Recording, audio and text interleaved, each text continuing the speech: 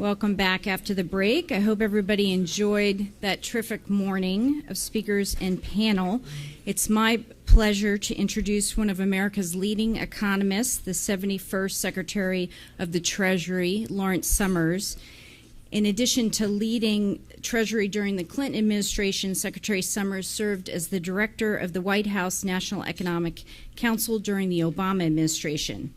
As Treasury Secretary, Dr. Summers oversaw the longest period of sustained economic growth in U.S. history. Secretary Summers has helped craft the U.S. response to every major economic crisis of the last 2 decades. Most recently, as a chief economic advisor to President Obama, Dr. Summers played a crucial role in shaping our reaction to the 2008 financial crisis. He has also served as chief economist for the World Bank and president of Harvard University. He currently serves as Harvard's Charles W. Eliot University Professor of Economics. The Center for American Progress is fortunate to have him as a distinguished senior fellow and co-chair of our Commission on Inclusive Prosperity. Secretary Summers has been a consistent voice for economic policy that expands opportunity for all Americans. Joining Secretary Summers for this important conversation is Sam Fleming, U.S. economics editor for the Financial Times. Sam was previously a financial correspondent based in London. So please join me in welcoming both Secretary Summers and Sam to the stage.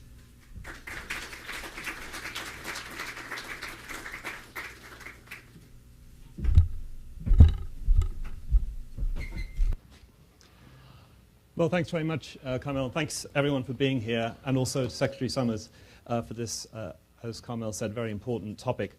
I'd like to start on the election we just had, not here, but obviously up in Canada, and try and get a little sense from you, Larry, about what lessons you'd be taking from that particular episode. I know, obviously, you advised the campaign, the Liberal campaign, a huge victory.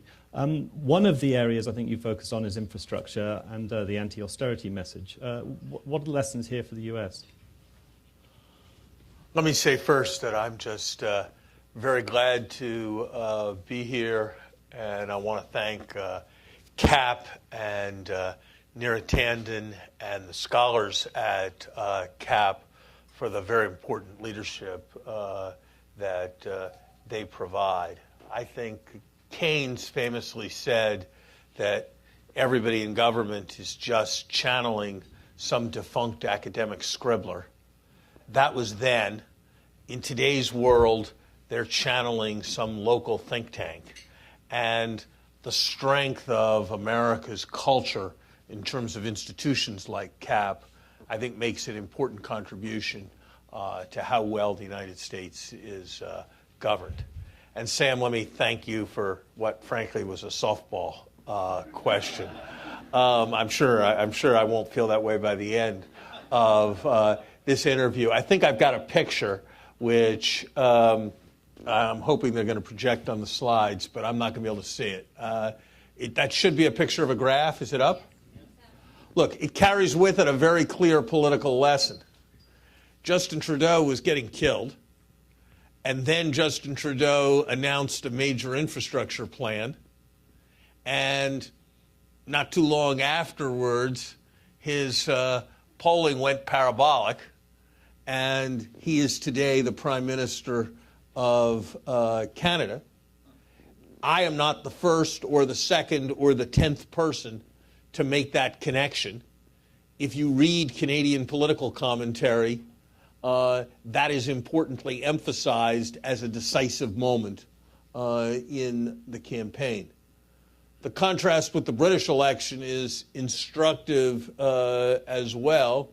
The British Labour Party tried to demonstrate its credibility by embracing austerity, and it did not work very well. And so I think one needs to recognize that we're in a very different economic era than we were in the past. The problem is more low interest rates than high interest rates. The problem is more lowflation than inflation. The problem is more excess supply than excess demand. And in that era, different ideas in economic policy are important.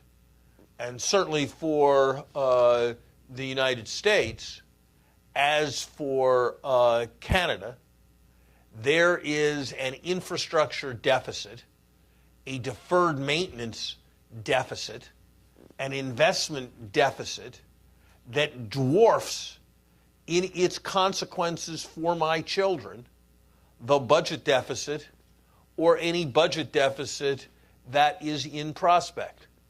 We borrow money at zero. We can borrow money for 30 years at less than 3% in a currency we print ourselves. There is epically low commodity costs, and we have record levels of male non-employment, particularly among less skilled men. It makes no sense that the federal government, if you look at the next slide, is now disinvesting in infrastructure, inclusive of defense, and I think defense spending is an important part of protecting our national security. The federal infrastructure investment was negative last year. That is crazy. Negative infrastructure investment with record low interest rates and a major need for jobs. Raising infrastructure investment creates jobs, employment, and growth in the short run. It creates expanded economic capacity in the medium run. It reduces burdens on our children in the long run, because it's not like we will never fix Kennedy Airport. It's just we will delay fixing Kennedy Airport. And when we borrow money, the interest compounds at 0% or 1% or 2%. When we delay repairing our infrastructure, it compounds at 5% or 10% or 15%. It is the wrong kind of deficit to run. And if those aren't enough good arguments, just in terms of helping consumers and promoting the economy, I offer you this. The American Society of Civil Engineers and other groups make estimates, and I imagine these estimates are no more precise than economists' estimates of things, but I think they're revealing of what the extra burden of automobile repair is because of potholes.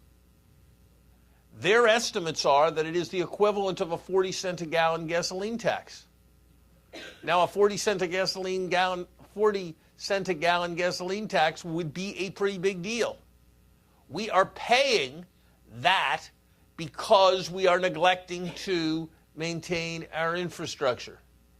It should be an easy area of bipartisan agreement to substantially increase infrastructure investment now and going forward. You can argue about cost-benefit analysis of high-speed railways. You can argue about that. I mean, I'm sympathetic, but you can argue both sides of that question. You cannot argue both sides of LaGuardia Airport looking both sides as it does. You cannot argue both sides of the level of disrepair of Americans' roads and bridges. And you surely cannot argue both sides of an air traffic control system in the United States of America that is based on vacuum tube technology. Let me say that again, that is based on vacuum tube technology, and there are no repairmen under 65 who know how to work with vacuum tube technology. I mean, I actually learned a little bit about this because I've been banging on forever about the lack of infrastructure investment and LaGuardia Airport.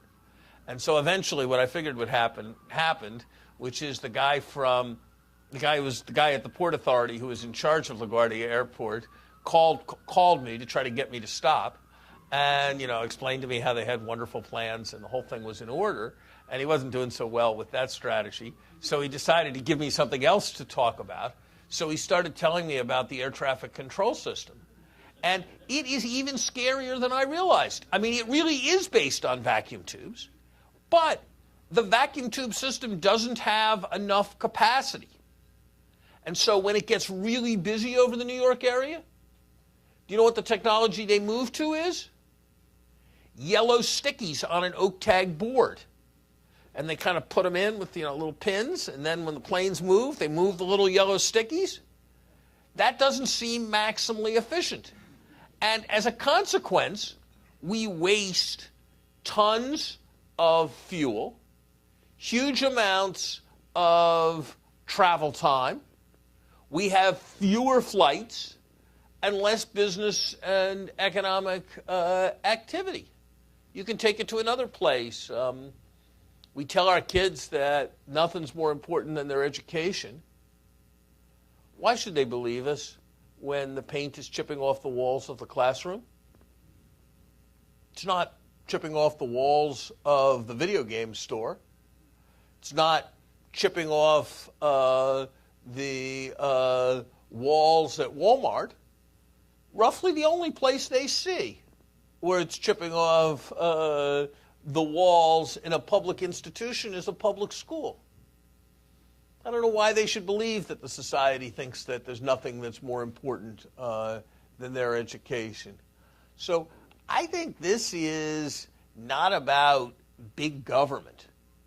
This, whether you believe in big government or whether you believe in small government, this is about minimally competent, minimally organized, minimally efficient government. And I think it is a disgrace that we are doing as badly on public investment as we are. The problem, I know that this conference is about corporate long-termism and corporate long-term investment, but I got to say, I think it's a bit rich for government officials to lecture corporations about how they can take a longer-term view in light of the job that the government is doing in taking a long view on public investment. The problem is that the composition of Congress right now will not allow for the kind of stimulus that your infrastructure-led, borrowing-led infrastructure investment that you're looking for. And in fact, on the contrary, we're actually arguing about the debt ceiling again today. First of all, why is your message not getting across, at least in terms of the electorate and the composition of Congress? And second of all, could you talk a little bit about the debt ceiling situation and how worried are you in terms of the potential outcomes this time around? I checked this morning, and I was told that yields on Treasury notes coming due in mid-November are elevated by 10 to 15 basis points. That's half of what a Fed rate increase would be. It's not a small thing. Now, obviously, a Fed rate increase would affect a broader range of instruments than this does, but half a Fed rate increase is not, in my view, a small thing. I think it's pretty clear if you go back and you look at the 2011 episode that it meaningfully disrupted financial markets and so meaningfully affected economic activity. And I think it's clear now increasingly that when you do something that depresses economic activity, it casts a long shadow because it lowers the base from which the economy grows. Both times the economy bounced back pretty Bounced quickly. back, but it isn't clear that it bounced, that it wouldn't have grown, it wouldn't have had a similar growth from a somewhat higher base. But look, messing around with the debt ceiling is like wandering around in the traffic on Pennsylvania Avenue. You might be able to wander around blindfolded in the traffic and be okay. It's certainly possible that the cars will all avoid you, but it seems a fairly insane experiment to run. And that's what playing chicken with the debt ceiling is all about. And look, the idea that first time out, no dry run, a government that had several years to make a website for health insurance and failed, is going to succeed in precisely prioritizing and targeting 100 million checks a month. That will not happen. And the attempt will be chaos, humiliation, doubt that will be remembered for a very long time. So I think in the end we will do the right thing because as a country we usually do. But it's the kind of thing that people will look back at and they'll say, okay, so let me understand, what were they discussing in the fall of 2015? They could have been discussing global climate change. They could have been discussing inequality. They could have been discussing the fact that the expected rate of growth of the U.S. economy was falling to below 2%. They could have been discussing the fact that the world system was being affected by China slowing down. They could have been discussing the fact that we needed a new paradigm in the Middle East. And instead, they were discussing whether the United States was going to pay its debt on Treasury obligations. I think people are going to look back at it with a kind of incredulity. And I think it's a very unfortunate thing.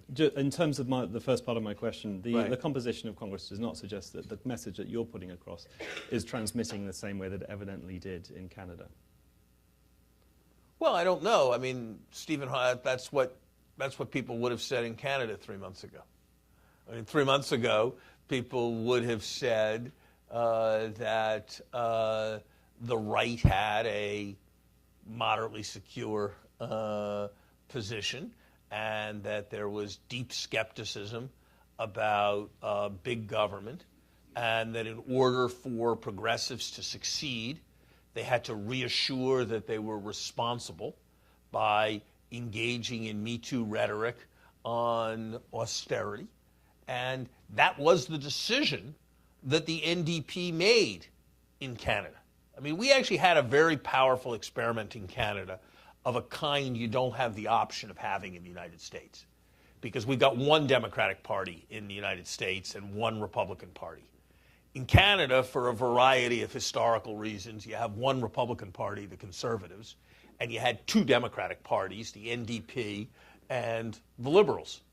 And basically, the NDP, which in some ways, variety of ways, had been probably the left of the two parties, of the two Democratic parties, there was a fork in the road 3 months ago. And if you were a progressive party, you had to decide whether you were going to reassure the Toronto financial markets and appease the skeptics about government by committing to progressive values with a balanced budget, or whether you were going to recognize that actually in a world of epically low interest rates, borrowing and investing was just smart strategy. And the Liberals made one choice, and the NDP made the other choice.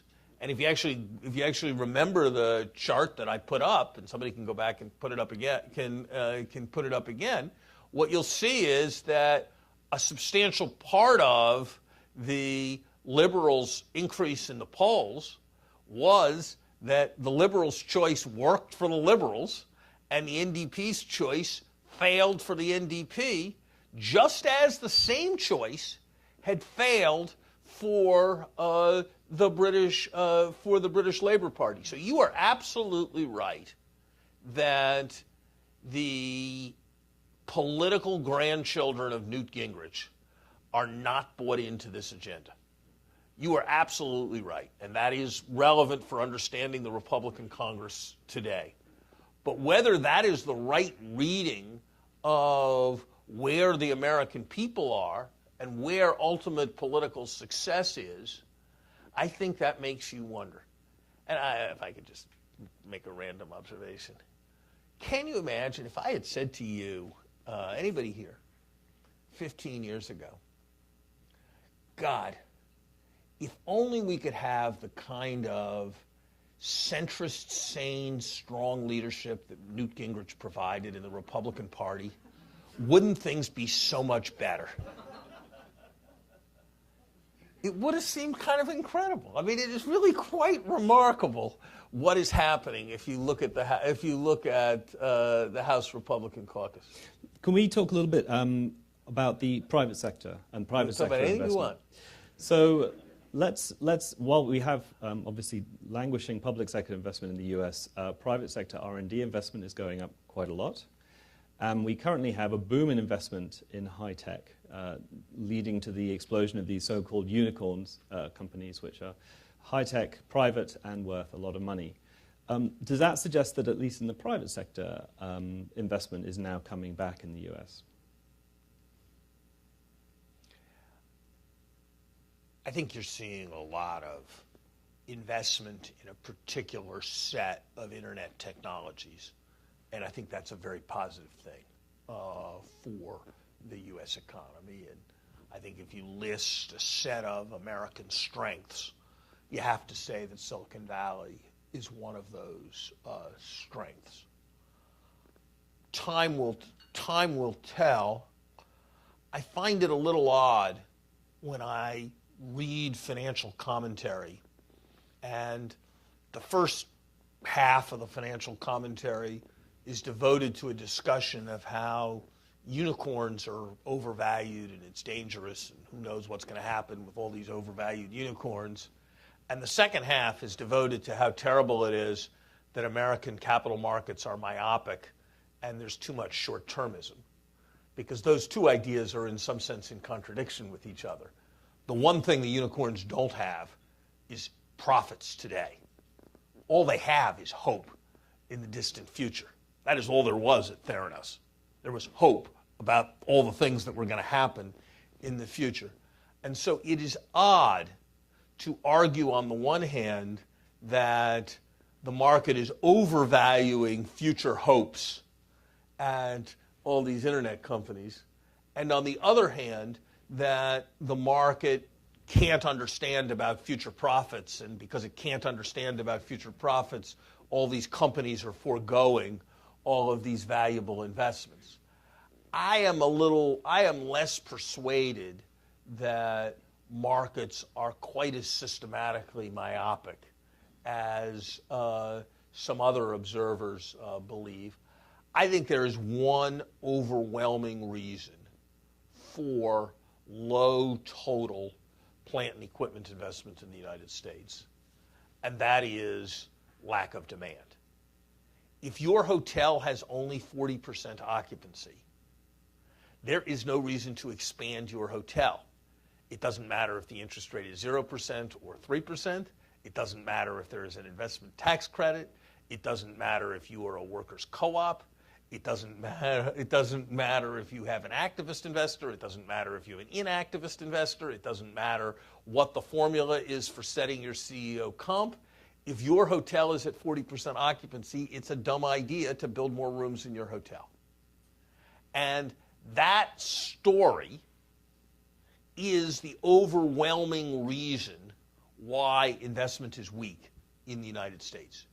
You can track the behavior of business fixed investment almost perfectly on the basis of what has happened to GDP. And so the dominant way of increasing investment has to be strengthening the level of economic growth. We are at a moment where the relevant concept is not crowding out, but is crowding in, where the right kind of fiscal support for the economy, and an economy that doesn't have, has zero interest rates. There's no room to reduce interest rates. The issue is not going to be crowding out of investment. The issue is that if we successfully provided more support for the economy and the economy grew faster, that would in turn pull more investment along, as there'd be more people who needed to invest in order to produce all their demand. What produces investment is that you can't, with your existing capital stock, serve all your existing all the customers who want to buy your products. And so I think raising demand is by far the most effective strategy for strengthening investment in the United States. I think that as Cap's analysis points out, there are some legitimate issues with the fact that capital markets move much faster than they used to, and that means that activists who are looking to extract cash quickly from companies are somewhat more empowered than they were before. There are a variety of technical rule changes that I think are good ideas. I think there are issues in the form of in the design of compensation that are worth looking at. But the high order problem for understanding investment is lack of demand. And if you fix lack of demand, you will fix lack of investment. If you don't fix lack of demand, you are very unlikely to fix lack of investment. And so that's where I think the real focus needs to be. I'm going to go to questions in a second. Before I do, just on this tech situation, if you speak to entrepreneurs and CFOs in Silicon Valley, as I have, a lot of them are worried there's a bubble actually going on right now, especially in this unicorn sector, in part because of very low borrowing costs, one of the side effects of lower for longer interest rates. Is that something that you would acknowledge as being one of the risks of these low interest rates we have, extreme valuations in certain asset markets? Look, I want to go back to my base point, which is if you're worried that people are overvaluing future hopes, you can't also be worried that there's some chronic problem that the capital markets are too short-sighted. They're the opposite problem. It's whatever it's called, hyperopia, not myopia, that you're describing. Look, I think at one level, the most basic economics says that there's an element of truth in what you're saying. If interest rates are lower, then the present value of anything far away is higher, and that's more important the further away the thing is. So do lower interest rates mean higher asset values? Yes. Is that a reason why it might be better to have somewhat higher interest rates? Perhaps, if you're worried about the unsustainability of the asset valuations. But is that a reason to hit the brakes? My argument has been for several years now that we have the wrong mix of fiscal and monetary policy. If we had a more aggressive fiscal policy, then we could have higher interest rates and still have a reasonable level of demand in the economy. But if you take the fiscal policy that we have and you take everything else that we have in the economy, and all you do is move to a more contractionary monetary policy, this is not a time to hit the brakes on the economy. Look, GDP is expected to run at about 1.5% in the third quarter. GDP for the second half of this year is not likely to exceed 2%. The global economy is in serious trouble as emerging markets have basically taken a major turn down. We are flying at close to stall speed. When you're flying at close to stall speed, you do not hit the brakes. And so that's why I think that you can argue for a different fiscal monetary mix, and I think that's actually a quite compelling argument. But the argument for monetary contraction without offsetting stimulus, the risk is that you tip the U.S. economy into recession at a time when we don't have our principal tool, a big interest rate cut, available to counteract the recession. That's the risk. The benefit is that maybe you'll provide consumer protection to investors in some unicorns, and maybe you'll prevent the inflation rate from creeping up to 2.2%. I think the cost-benefit analysis on that is really quite compelling that it's the wrong thing to do. So no monetary action until you see inflation or until you have an offsetting source of stimulus. Right, questions. I'm sure there'll be quite a few. If you wouldn't mind saying who you are and where you're from when you ask the question, I'll go straight to the front row here, please. Thanks very much indeed. Wait for the microphone, please. Thank you. My name is Byron Giorgio. I had the privilege of serving on the Financial Crisis Inquiry Commission, this 10-member body that studied the financial crisis. And I'm old enough to remember the tech bubble of 2000. And some of the people in the room might be as well. One of the things that I thought was remarkable is the Wall Street Journal, to their credit, spent about a month afterwards and wrote an extraordinary series of articles. And they analyzed every company that traded on the NASDAQ for the trailing 12 months prior to the burst of the bubble. And the cumulative, guess what the cumulative earnings of every stock traded on the NASDAQ was during the trailing 12 months? Well, to answer my own question, it was zero.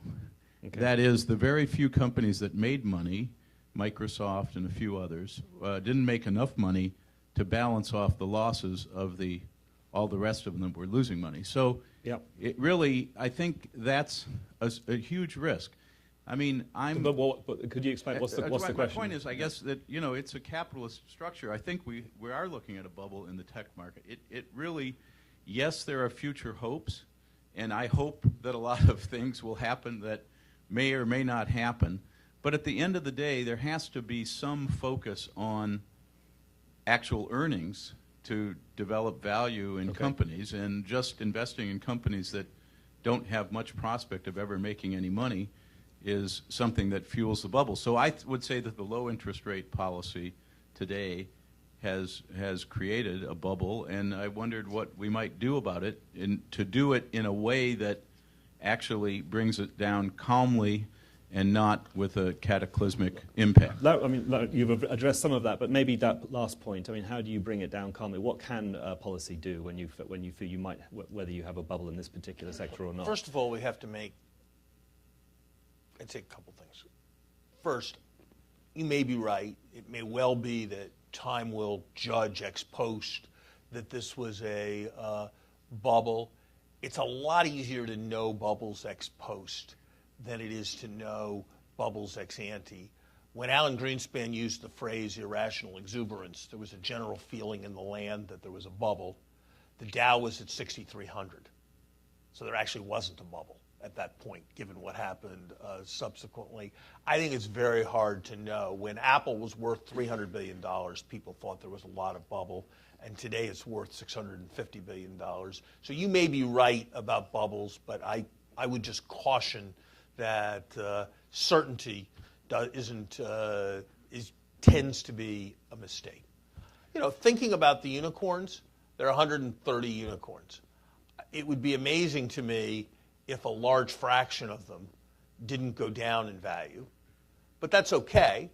If a small number of them go way up in value, the unicorns as a group may or may not be hugely overvalued. All it would take is a couple of Facebooks or Amazons in that 120 to justify the valuation that's now applied to the totality of them. So I'm not sure whether it's a bubble. But the more fundamental point is this. Take your case. By definition of what people mean when they say a unicorn, these are all privately funded vehicles.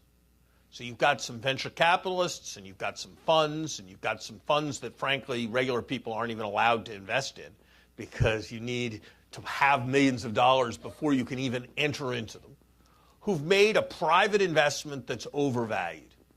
Whether they're really doing it based on a comparison with Treasury bill interest rates, and whether if the Fed was setting rates at 1%, the calculus with those investments would be profoundly different.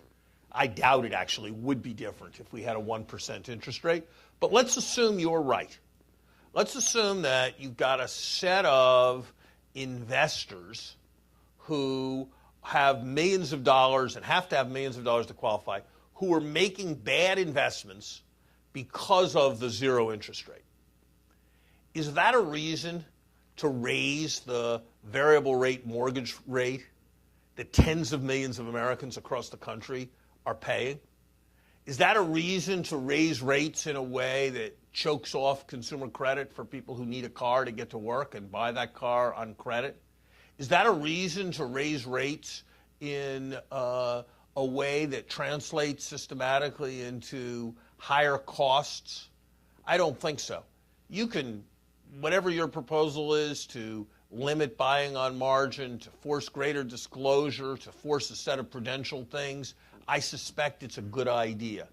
But I think for monetary policy to attack the whole of the American economy, because of a concern about Kleiner Perkins overpaying for participation in a limited number of companies, would be an act of folly. And so I think if you look, I'm not saying what the right investment policy is with respect to the internet. You know, if you look at the internet boom in 2000s, it had a set of costs and a set of people who made some very bad investments. On the other hand, America got left with a quite remarkable broadband architecture because of that internet boom. If you look at the excesses of the 1920s, there were terrible financial disruption, but there was some very valuable investment in electrification, in the spread of radio that took place. So I would look at that issue as a microeconomic issue, and I would not use the tool of monetary policy to get that issue right, or at least I wouldn't use the tool of monetary policy unless I had some other tool for the really big issue of moving the economy forward. We have an economy for the first time in a century and a half where a reasonable judgment is that growth is not going to be faster than 2%. Doing something about that has to be, along with fairness, the central preoccupation of economic policy, and raising rates is not going to do that. I think I'm getting symbols that we should wrap things up. There are a lot of. Let me ask. We'll just take one last question because it's a great opportunity. Could you right there, please? Thank you. My name is David Jang. Secretary Summers, nice to hear you again. My career has been an investor, institutional investor on Wall Street, and now I'm a founder or co-founder of some technology firms in Silicon Valley. And I want to just push back on your base point that there is no inconsistency, or there is. You say there's a inconsistency between the valuation of these unicorns and sort of the controversy around short-termism on Wall Street. Now, I have a slightly different perspective. If I can share that, and I would like to hear your comments. Question. Yeah, yes. So my question is this: what I see in the valuation is short-termism for these unicorns. Because the management will be punished harshly if they don't meet long-term, or short-term forecasts. So when I define long-term thinking, I think of it as capital willing to stay for long-term for long-term vision for growth and so forth. So I do see short-termism in these unicorn investments. Where I do see sort of uniqueness in Silicon Valley is that these venture capitalists are willing to fund long-term and get it to scale very quickly. And they're willing to put enough money to get companies to scale. And that doesn't happen in many other places. So what do you think of that perspective? Are there pressures on tech companies to meet targets and objectives and budgets that they've set? I think you're closer to that world than I, and you say there are, and I strongly suspect that they're right, that you're right. I think, though, that we have a world in which people are able to generate very substantial funds on the basis of hopes and on the basis of plans. And I think that's a positive thing. Are there various kinds of problems? Yes, but I think it's basically a positive thing. I think the rest of the world wishes that it had something like it. And I think you've got to realize that this is not a completely myopic thing. That when you have companies with $15 million in revenues able to raise money at $1 billion valuation, that's because somebody's betting that they're going to be able to produce something in the long run. And I think it's hard to call that myopia. You know, whenever I've had a boss who held me accountable for doing something each month, I've always thought it would be better if he just kind of let me go and do whatever I wanted for a year and I would do something splendid. And, you know, maybe I was right, but the fact that I felt some pressure to meet a short-term target might have meant that I was being shackled in terms of my imagination. It might also have meant that I was being held accountable, which was kind of a constructive thing. And I think that's the balance that needs that needs to be struck. But I just want to leave you with the thought that if we found ways to push this economy to be an economy where jobs were looking for people instead of people looking for jobs, and where firms had a problem meeting all the demand for their products, we would all of a sudden see inequality start to decline as people needed to get workers from the groups who were traditionally last hired, and we would start to see some of these concerns about long-termism and lack of investment decline as firms had a need to expand.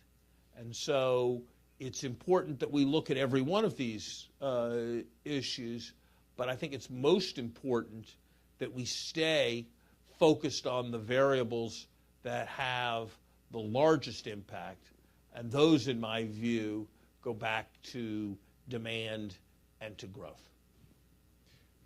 I'm going to end it there. That's been fascinating chatting to you. Thank you very much indeed for your time, Larry Summers. Please join me in thanking Secretary Summers.